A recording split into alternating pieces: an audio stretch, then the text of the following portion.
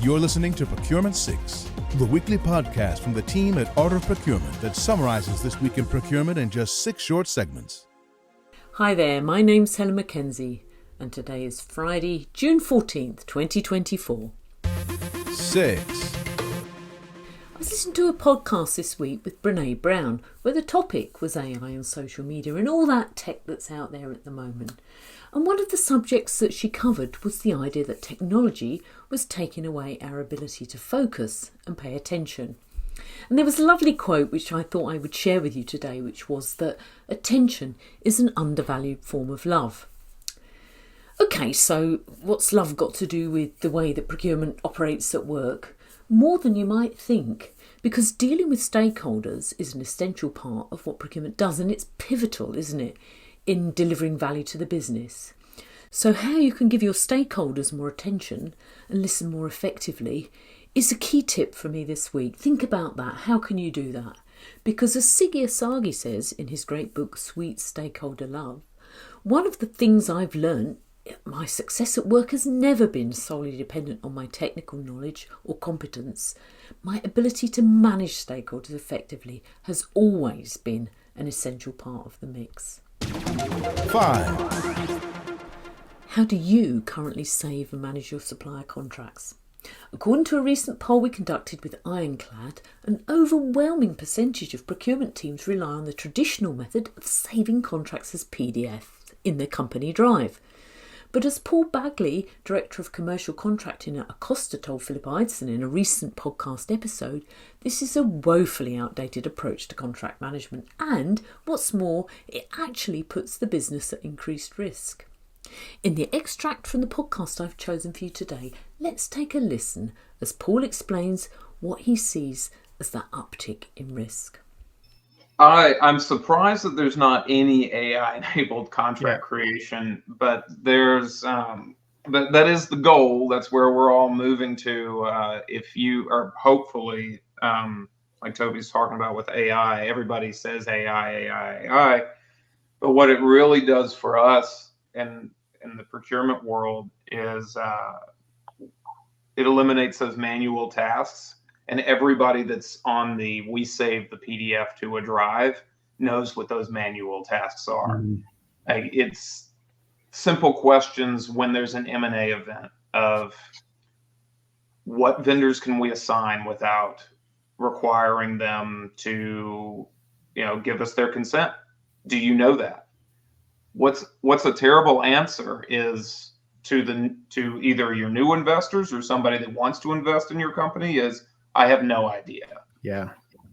And when you save the PDF, when you're saving to a drive, that will always be your answer. And the way that AI can actually help with that is by taking all your PDFs and you put them in a drive, and it will extract that data and put it into a format in which you can use, instead of it just being a file. And one thing that actually sticks out to me is that when we save up the PDF to a drive, in today's world, that really is just putting it in a filing cabinet.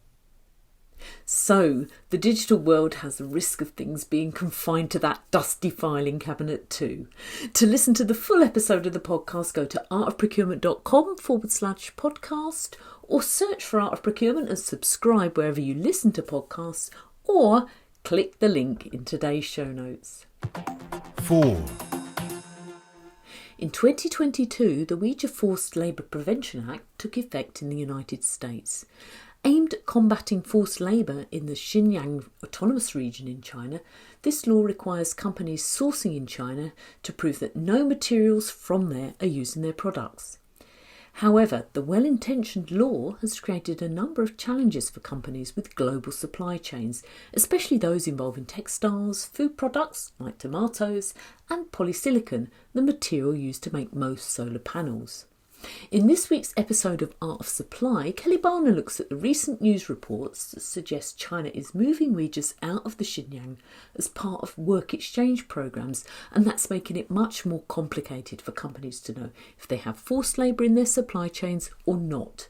To hear the full episode, you can go to artofprocurement.com/supply or subscribe to Art of Supply wherever you listen to podcasts.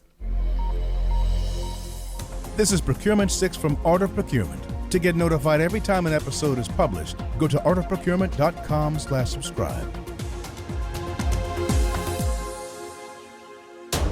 3. In this week's episode of the Sourcing Hero podcast, Kelly welcomed Joe Davis, Managing Director and Senior Partner at BCG, and the author of The Generous Leader, 7 Ways to Give of Yourself for Everyone's Gain. In the interview, Joe speaks candidly about the personal and professional experiences that showed him the true power of generosity and inspired his book. How an emphasis on generosity and leadership could change a company's decisions about who to elevate. What a lack of generosity might feel like on an otherwise solid team, and understanding the ROI of generosity in all its forms. To listen to the episode, just search for The Sourcing Hero wherever you get your podcast audio, or head to una.com/resources. 2. A connection of mine recently shared an article on LinkedIn that was published on the website Agritech Future, and it was about urban farming and the role it can play in sustainable production in that sector. Now, it's not just about reducing those miles between farm to fork. There are some really interesting developments in this sector. Innovation around space use, think vertical farming and rooftop greenhouses, and reducing the energy consumption that's involved. And of course, technology can play a key role in the process, and it's been used for everything from environmental management to pest control. I found the article really inspiring because, it's about discovering new companies that are out there innovating and the potential of new ways of working in this space. And, it reminded me that even in the categories that we buy, where we think that things, are very static and settled, and that the way of doing things is not going to change, there's always innovation out there. There are always suppliers looking to do things differently, if only we take a time to look. And it's a great way, isn't it, finding those businesses and those different ways of doing things to add value to the business. So check out that full article on urban farming using the link in the show notes. 1.